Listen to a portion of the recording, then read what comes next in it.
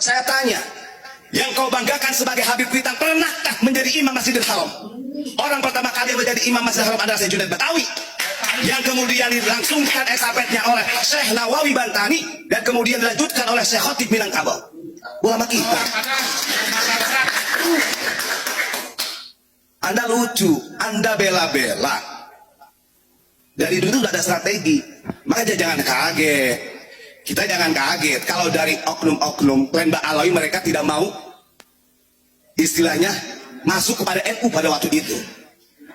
Nah, kalau sekarang ya kembali lagi kepada fatwanya Ki Fuad Hasyim. Ini buku yang menjelaskan tentang sejarah awal mula kitab kuning di pesantren Indonesia dan Thorikoh menyebar di Indonesia. Ini baru limited edition, Pak. Karena orang-orang tidak paham. Satu, yang kita tolak ketika ada di website, saya paham itu dari siber-siber mereka. Mereka mengatakan bahwa Mbah Hasyim Asy'ari ini ketika mendirikan Nahdlatul Ulama, termasuk para founding father kita, mau memproklamirkan kemerdekaan Indonesia itu tanggalnya atas restu daripada Habib Ali Habsyi Kuitang. Itu saya nyatakan salah besar. Karena Anda harus paham, sejarah-sejarah yang di Indonesia ini sudah berubah drastis melalui Snok tadi itu. Ini ada beberapa keterangan ya mengenai tentang zaman orientalis ke Indonesia. Satu itu. Yang kedua, ketika di Indonesia ada yang mengagungkan Habib Kuitang, yang katanya dia ini adalah orang pertama yang mendirikan taklim, metode pengajaran di Indonesia, itu bohong. Anda ini orang Indonesia, tinggal ini orang Indonesia, Pak. Kalau begitu kemana perjuangannya Syekh Junaid Batawi? Syekh Junaid Batawi ini lebih duluan daripada dia. Yo, kan ini sampai beliau melahirkan murid-murid hebat seperti Syekh Nawawi. Nah, Syekh Junaid Al-Batawi ini justru orang yang ada di Batavia, walaupun tidak dihiraukan oleh pemerintah kolonial Belanda. Kan begitu. Yang kedua itu, berarti kalau Anda hanya membanggakan Habib Ali Al-Habsyi Kuitang, Anda telah khianat dengan ulama kita sendiri.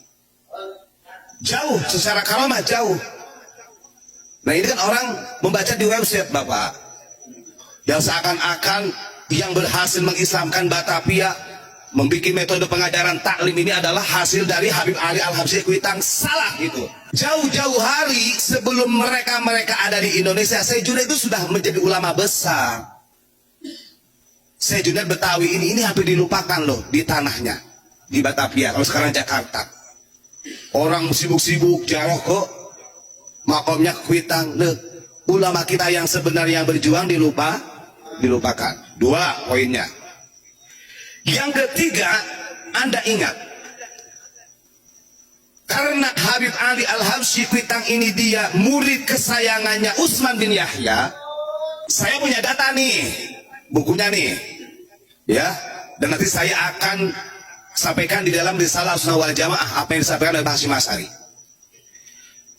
Karena Habib Ali Al-Habsyi Kuitang ini muridnya Utsman bin Yahya, yang diangkat oleh kolonial Belanda di zaman pemerintahan Hindia Belanda menjadi mufti Batavia pada waktu itu. Logikanya, kalau mereka itu benar-benar ingin memakmurkan bangsa Indonesia, kenapa yang diangkat imigran sebagai mufti Batavia? Kenapa bukan ulama-ulama kita? Padahal ulama Syekh Junaid masih ada di situ pada waktu itu. Justru ulama-ulama kita gerak-gerik syiar agamanya diawasi betul. Itu catat ya. Sampai ada salah satu amanah wasiat yang disampaikan oleh Utsman bin Yahya kepada Habib Ali Al-Habsyi Kuitang. Jadi nggak pakai Habib, saya lupa. Itu Pak Mujib tadinya. Ini fakta. Makanya kalau baca sejarah jangan di website. Di website itu banyak siber-siber dari mereka. Kadang-kadang website dari NU saja keliru kok. Kan begitu. Sekarang kalau memang yang menentukan tanggal kemerdekaan itu adalah Habib Ali Al-Habsyi dari Kuitang, itu kan, ini sudah tidak sinkron.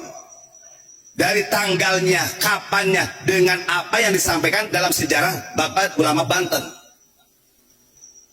Orang yang pertama kali didatangi oleh Bung Karno untuk mengusir penjajah itu adalah Abu Yamamah Arif. Itu udah catatan sejarah Banten. Gitu ya. Terus itu sejarah yang sangat keliru, dan itu memang sengaja karena Senok, Pak, yang merubahnya Senok yang mengajukan ke pemerintah Hindia Belanda juga supaya Mufti Batavia yaitu Utsman bin Yahya, ya Senok yang mengajukan. Coba Anda bayangkan. Yang ketiga yang ingin sampaikan berkaitan dengan Ahlussunnah wal Jamaah atau organisasi NU. Dengan bangganya mereka dari klan Ba'alawi mengatakan Hadratus Syekh Hasyim Asy'ari tidak berani mendirikan NU kalau tidak ada izin dari 4 habaib. Dusta itu. Di antaranya ini yang mereka gemar-gemarkan adalah Habib Ali Al-Habsyi Kuitang. Ngapunten, Anda kalau baca di dalam sejarah NU yang benar, yang tidak dirubah, Habib Ali Kuitang dia mendeklarasikan diri sebagai warga Nahdliyin tahun berapa? 1933. Setelah muktamar di Bandung yang ke-13 kalau tidak salah.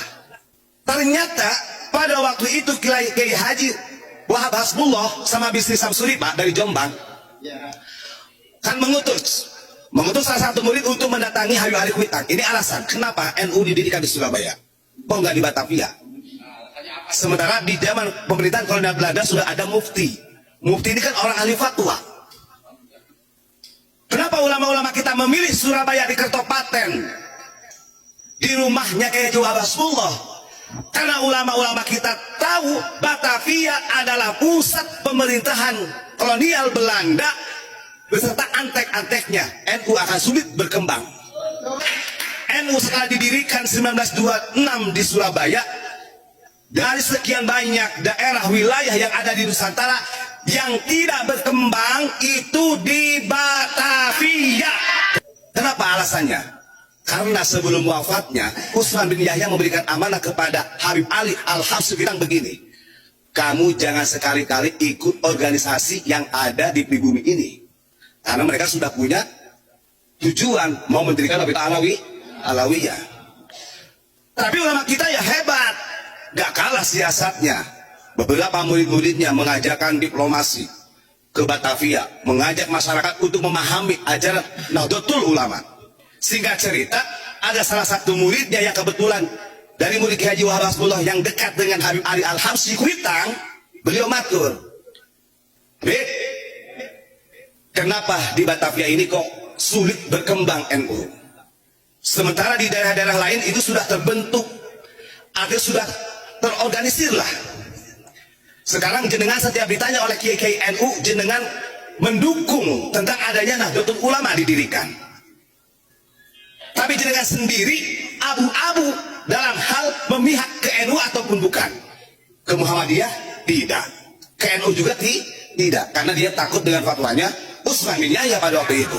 Ini perlu serius ini ya, saya jelasin perlahan nih. Setelah itu diundanglah oleh ulama-ulama NU supaya Habib Ali Al-Habsyi Kuitang bisa hadir di muktamar yang ke-13 kalau nggak salah di Bandung. Gitu, Pak. Hadirlah di tahun 1933.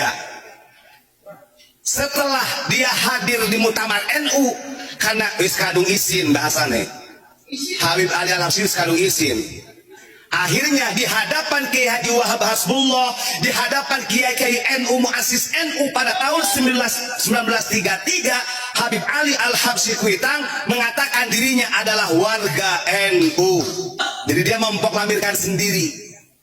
Memproklamirkan sendiri. Ingat tuh sejarah yang nyata. Kita punya sejarah ini yang banyak yang tidak dimiliki oleh orang lain. Kalau Anda bangga, monggo. Tapi awas, kalau Anda hanya membanggakan mereka saja, melupakan Syekh Junaid Batawi, berarti Anda bohong. Itu namanya asobiyah. Kalau bagi kami lebih bangga kepada Syekh Junaid Batawi daripada kepada Habib Ali Al-Habsyi Kuitang. Masuk. Yang sebenarnya perjuangannya gak ada apa-apanya. Saya tanya, yang kau banggakan sebagai Habib Kuitang pernahkah menjadi imam Masjidil Haram? Orang pertama kali yang menjadi imam Masjidil Haram adalah Syekh Junaid Batawi. yang kemudian dilangsungkan estafetnya oleh Syekh Nawawi Bantani dan